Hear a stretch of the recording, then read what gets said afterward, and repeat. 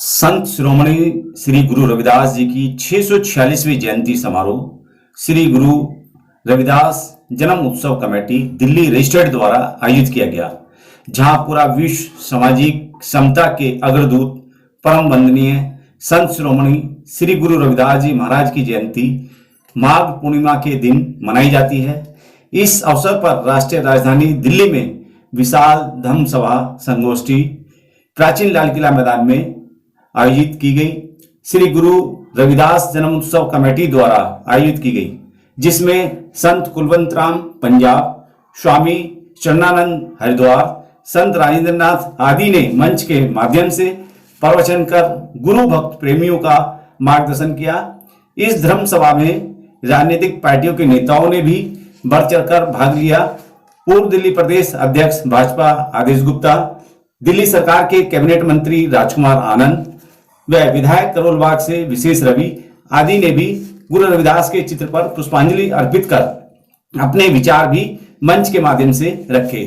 Shri Guru Ravidas जनोत्सव committee के प्रधान ब्रह्म प्रकाश बुलाकी ने बताया कि धम्म सभा की समाप्ति के उपरांत संत गुरु रविदास जी की शोभा यात्रा लाल किला प्रांगण से आरंभ होकर पुरानी दिल्ली रेलवे स्टेशन मार्ग से फतेहपुरी, खारी बावली, सदर बाजार, बाड़ा हिंदूराव, रानी झांसी रोड, आर्य समाज रोड से गुरु रविदास विश्राम धाम मंदिर पर समाप्त होगी।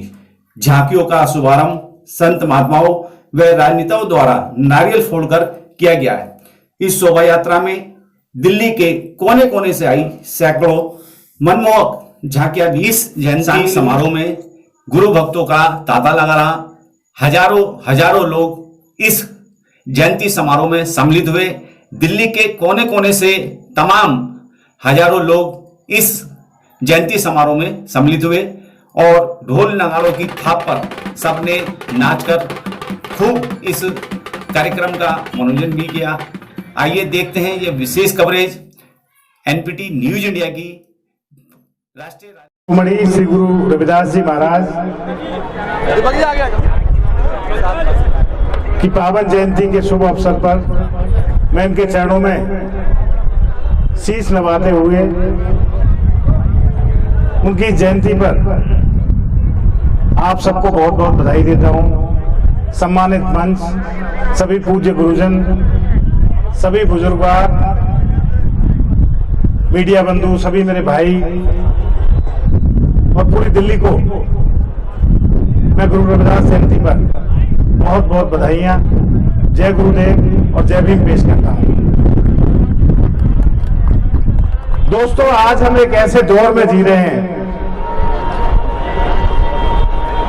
जहां इंसान को इंसान के खिलाफ खड़ा किया जा रहा है, जहां एक मजहब को दूसरे मजहब से लड़ाया जा रहा है, जहां दो जातियों के बीच ऊंची ऊंची दीवारें खड़ी की जा रही हैं। मानवीय प्रेम का दायरा सुधरता जा रहा है और उसकी जगह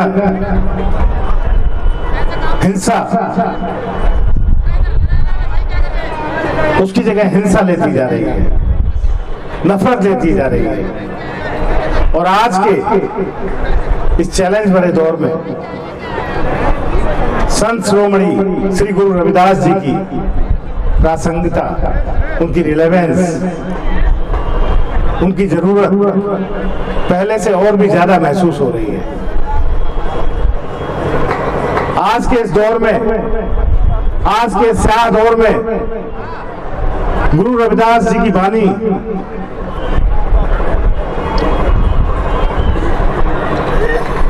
हमें एक रोशनी की तरह, हमें एक मशाल की तरह रास्ता दिखाने का काम कर रही है। गुरु जी के जीवन का एक बुनियादी मंत्र था, कर्म ही पूजा है, वर्क इज वर्शिप। ताम्र उन्होंने कर्म की पूजा की, कर्म की उपासना की।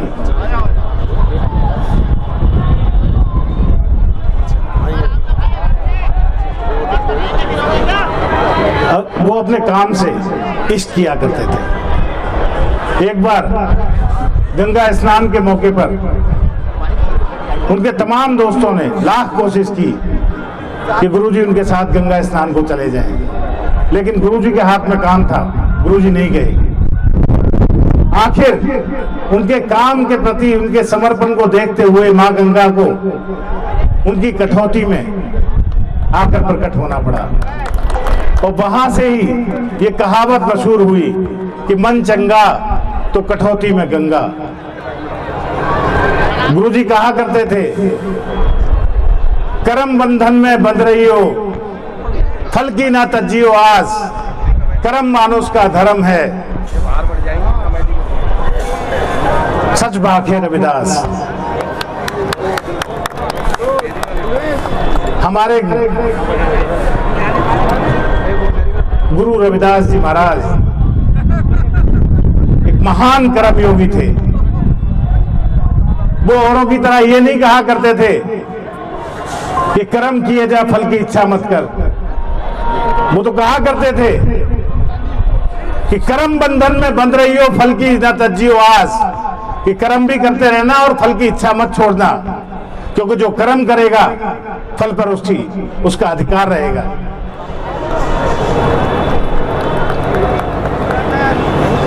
और उनका साफ साफ मानना था कि अगर आप पूरी शिद्दत से काम करोगे तो आपको उसका भरपूर लाभ मिलेगा, भरपूर फल मिलेगा। और वो उसमें यह भी जोड़ते थे कि शिद्दत से किया हुआ काम में अगर अपने मन को चंगा कर लिया जाए, अपने विचारों को चंगा कर लिया जाए, तो गंगा आपकी कठौती में भी आकर प्रकट होगी, सफलता आपके कदमों में भी गिरेगी। ये गुरु रविदास कहते थे।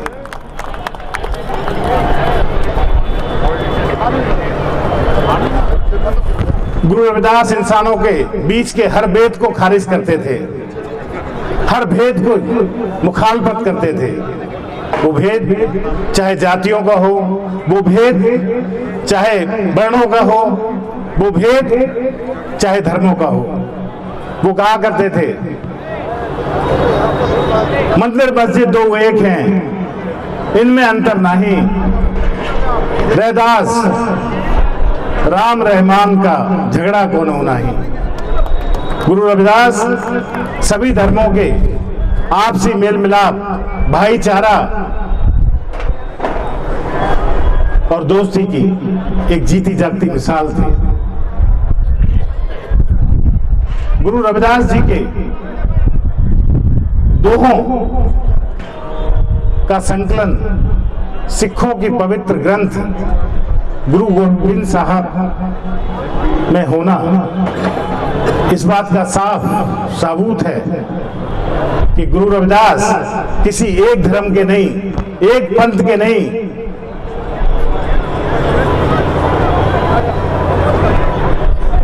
पूरी दुनिया के गुरु थे, पूरी मानवता के प्रतीक थे।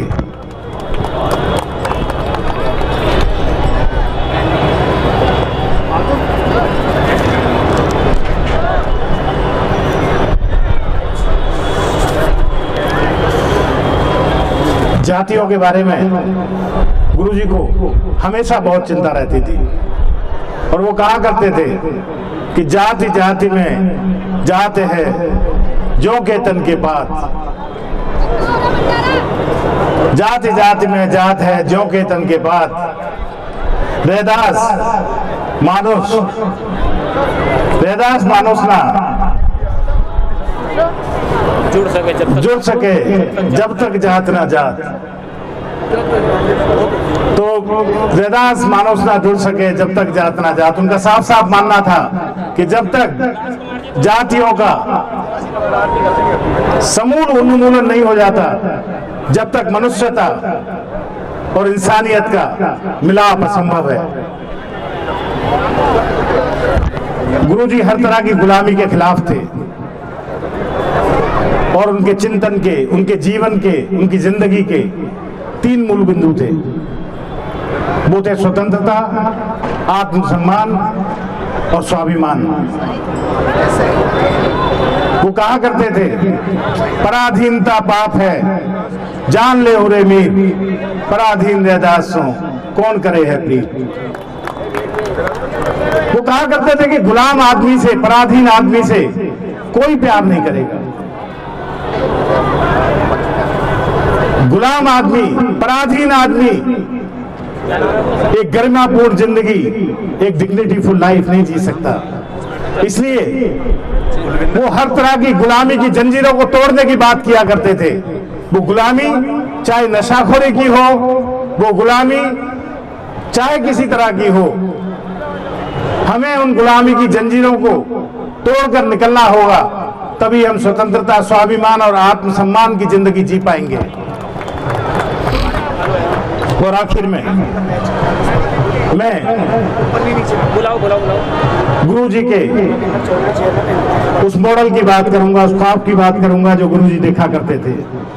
वो एक ऐसा शहर बसाना चाहते थे, वो एक ऐसा नगर बसाना चाहते थे, वो एक ऐसा देश बनाना चाहते थे, वो एक ऐसा समाज बनाना चाहते थे जिसमें कोई भूखा ना सोए, जिसमें कोई बेघर ना हो, जिसमें कोई जाति पाति ना हो, जिसमें धर्मों की कोई असमानता ना हो, और सबसे बड़ी बात जिसमें कोई दुख ना हो। ये था गुरु जी का ख्वाब, ये था गुरु जी का बेगमपुरा मॉडल। और आधुनिक भारत में बाबा साहेब डॉक्टर अंबेडकर ने जब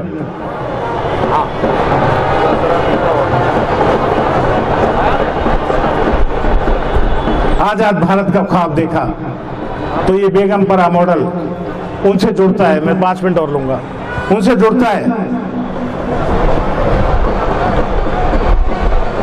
बाबा साहेब भी एक ऐसा देश बनाना चाहते थे जिसमें छोटन बड़न के बीच में समता हो, और जो उसकी झलक संविधान सभा की आखिरी मीटिंग के उनके स्पीच में दिखाई देती थी, जिसमें उन्होंने हिदायत भरे लहजे में कहा था कि आज से एक व्यक्ति एक वोट का बराबर हुआ, यानी कि राजनीतिक तौर पे सब बराबर हुए, लेकिन आर्थिक और सामाजिक जो गैर बराबरी है वो ज्यों की त्यों बनी हुई है। इसको जितनी जल्दी हो खत्म कर लेना चाहिए, और इसको खत्म करने की जिम्मेदारी आने वाली सरकारों की है। आजादी को 75 साल हो गए, सरकारें आई और आकर चली गई, लेकिन आर्थिक और सामाजिक गैर बराबरी की बात, बेगमपुरा मॉडल और बाबा साहेब अम्बेडकर के सपनों का भारत बनाने की बात किसी ने नहीं की। लेकिन आज एक 2 मिनट, लेकिन आज एक शख्स है, जो बेगमपुरा मॉडल और बाबा साहेब अम्बेडकर के सपनों को दिल्ली की जमीन पर उतारने की कोशिश कर रहे हैं। वो शख्स है अरविंद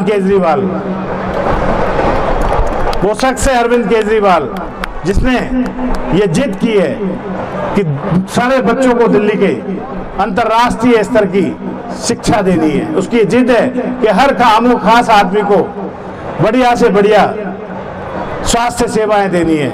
उसकी जिद है कि आधी आबादी को मुफ्त बस में सफर कराना है। इसकी जिद है कि हर बुजुर्ग को तीर्थ यात्राएं करानी है। जो निश्चित रूप से बेगमपुरा मॉडल और बाबा साहेब अम्बेडकर के सपनों का शहर बनाने की दिशा में उठाए गए कुछ कदम हैं, और मुझे फक्र है कि मैं एक ऐसी जिद्दी मुख्यमंत्री का जिद्दी मंत्री हूँ। बहुत बहुत धन्यवाद। जय गुरुदेव, जय भीम, जय संविधान। Thank you very much.